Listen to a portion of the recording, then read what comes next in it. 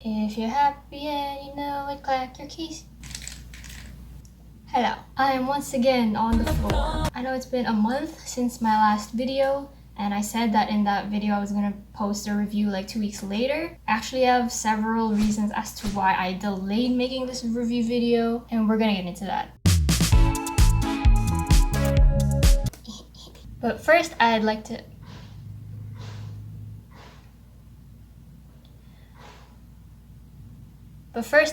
thank all the kind strangers who left comments on my previous build video. I didn't expect that video to really go outside of my personal social circle, so it really means a lot to me that some people commented and subscribed. I literally thought nobody would watch that, and I didn't even know until yesterday that there were people actually watching that. So thank you so much. Once I got all the notifications, saw all the comments, I decided, yeah, I should probably make the review video. But yeah, there were delays, and the first reason, and this is my biggest hang up with the Corne, is that when I first built it and tried to use it, all the keys kept falling out as I was typing, maybe once every hour, and it was really annoying. This board was falling apart faster than my life after graduating college. I don't know if this is just something to do with the fact that I used acrylic plates plus a hot swap PCB. This is the first time I used an acrylic plate. I don't know, maybe they're all like this, maybe they're all slippery, slimy, not slimy.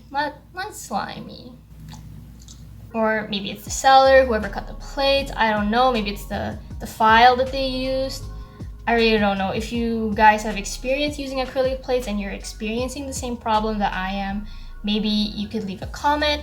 Let me know if this is common, or if there's any way that I can get a different plate that maybe fits better. But yeah, the reason why there was such a long delay was because I actually bought new switches to replace the ones that I was using, because I figured maybe it's the switches. I initially built this with Zelios V2s, and they just seemed really loose all the time, so I tried putting in some Gatoron yellows that I had lying around, and they actually fell out less, maybe because it's a little bit tighter in the fit, and also because they're linear, so for some reason for some reason the hitting the tactile bump makes it kind of bounce out, so maybe the linears don't do that. But I didn't like the feel of the linears on the board, and they still kept falling out just less often than the tactiles. So I decided to get Boba U4Ts, which took a while to get here, and they fit great. They're much better than Zelios. I mean, at least for the fit, not the...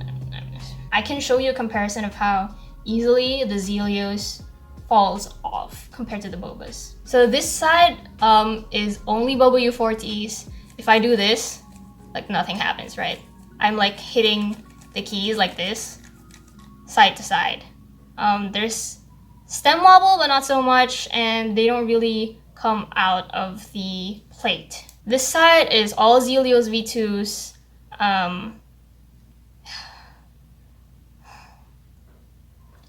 Let me show you what happens when I do the same thing.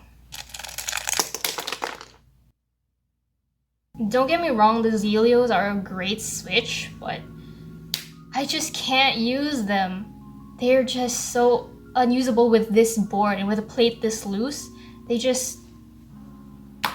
have to stop typing every hour just to put some keys back in. It's really frustrating. But now that I have Boba U4Ts, it's all good. Another reason why it took so long to get around to making this video was because I actually wanted to customize the animation in the OLED screen. So I'll show the default animation here, but it's kind of standard static Corne logo and then just an indicator of what key you're pressing. But if I wanted to customize the OLED with something special, I would require some coding, and I don't know how to code. I have no programming knowledge. I don't understand logic because I'm stupid. Yeah, programming just doesn't click in my head for some reason. And of course, since it looked really hard to do, I just kept procrastinating to do it. Shame. Shame. See, the easiest way to customize the Keymap is using VIA, which for those of you who don't know is a QMK compatible program meant to make key mapping as easy and quick as possible. Like you just type it into the program and then it instantly updates your board. But if I wanted to make custom OLED animations, that's just not gonna cut it. It's not something VIA can do. So I needed to learn how to code-ish. But I tried it. Luckily, there's a lot of guides online.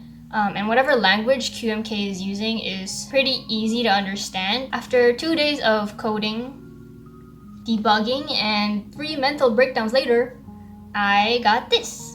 So this is Luna, a keyboard pet designed by HellTM. I will link his video in the description. All the code is open source, so you can see it all on GitHub.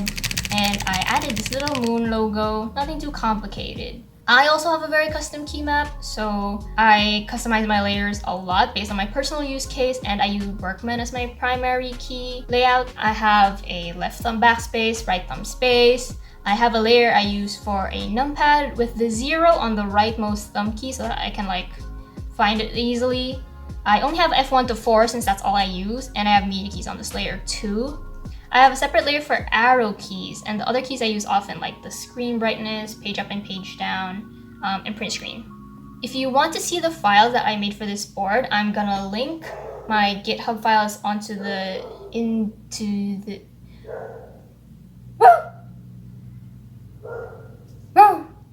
If you want to see the files that I used for this board, I'm gonna link my GitHub in the description. I'm really proud of how this turned out, even though 80% of the time it was really just debugging, but I think that's how coding is. Anyway, as for the typing experience, the Corne is great. For someone whose first time it is to have a split ergonomic keyboard, it feels so much more comfortable. My shoulders are more open, my fingers aren't reaching as far to get to certain keys. Everything is within reach. It's so much more comfortable, and it's kind of painful sometimes when I go back to like the plank or to a regular QWERTY keyboard. I do know that for some people the pinky stagger isn't as severe enough for them, and that can cause some strain for some people. So in that case, I would recommend going for a Kyria or a Sofel instead. Just to compare the pinky staggers, I'll show charts here. And I also do think that the thumb cluster is a little bit too far from my thumb. But that's just me. I might just move the space and backspace closer to my thumb to different keys. That should be no problem. And since it's so comfortable, I just use this as my daily driver, unless I need like the extra desk space. And moving it around is no problem since it's so light.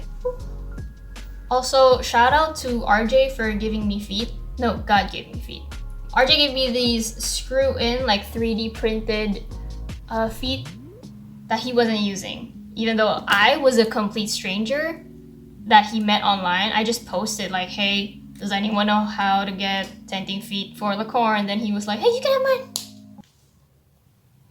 Oh. Isn't it so nice how hobbies just bring people together by sharing an irrationally expensive common obsession? In conclusion, if you're like me and you like tiny keyboards, small layouts, unique layouts, or if you really just want to get into something more ergonomic, I would recommend the Corne. Just know that you're gonna run into the same problems that I did if it's not that much of a deal breaker.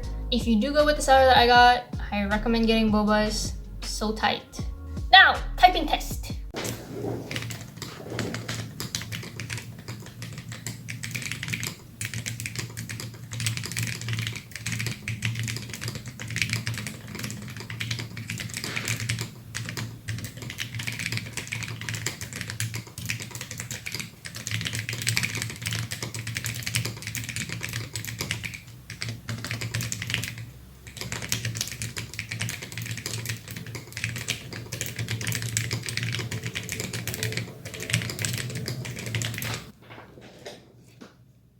That is it. Please stay tuned for a different vlog. I don't know what to vlog next, but I will keep you posted.